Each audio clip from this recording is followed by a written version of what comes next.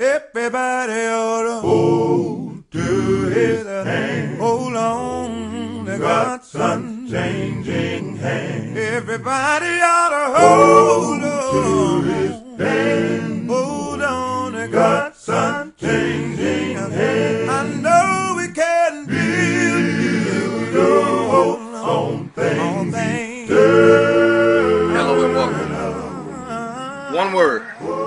Revenge. Revenge. May seem like a small word, but it has a lot of power. And the reason why the word revenge has so much power is because people hurt us. We find ourselves in situations to where people say things about us, people intentionally, sometimes unintentionally. But some of the things that people do to us, it really hurts. People stab you in your back. Family members turn on you. People who you thought were your friends, those are the main ones who were trying to take you out in the beginning. And so when somebody hurts us, then we have this feeling within us that says, I am going to get you back. And I'm going to tell you something. I don't care how long you've been a Christian or how strong you think you may be. We all have that feeling inside of us that I wish something would happen so they can realize they can't do me like that, or is there some kind of way that I can get them back, or I may even pray that God will get them back. But the word revenge is something that we have to be very, very careful, because it's not our place to take revenge. And I hope you have a Bible, and every time you watch my videos, I want you to have a Bible in front of you, because I'll be reading today from Romans chapter 12, verse 17 through 21. And it says this right here. Never pay back evil for evil to anyone. Respect what is right in the sight of all men. Now, this verse here begins off by saying, not sometimes, but never repay evil for evil. No matter what someone does to you, no matter how bad they hurt you, Paul said, never pay evil for evil.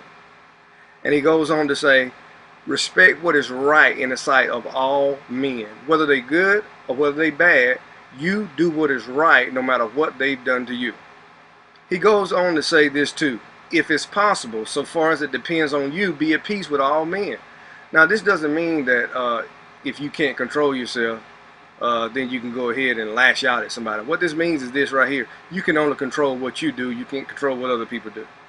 So, as much as lies in you, then you control yourself. And as long as you control yourself, don't worry about somebody else. He says, never take your own revenge, beloved, but leave room for the wrath of God. Because it is written, vengeance is mine, says the Lord, I will repay. Many times when we choose to take actions for ourselves and we don't wait on God to fix the situation or to fix the problem, what we're basically saying is this right here. God, you're too slow. I don't have enough patience to wait on you, God. That's what we're basically saying.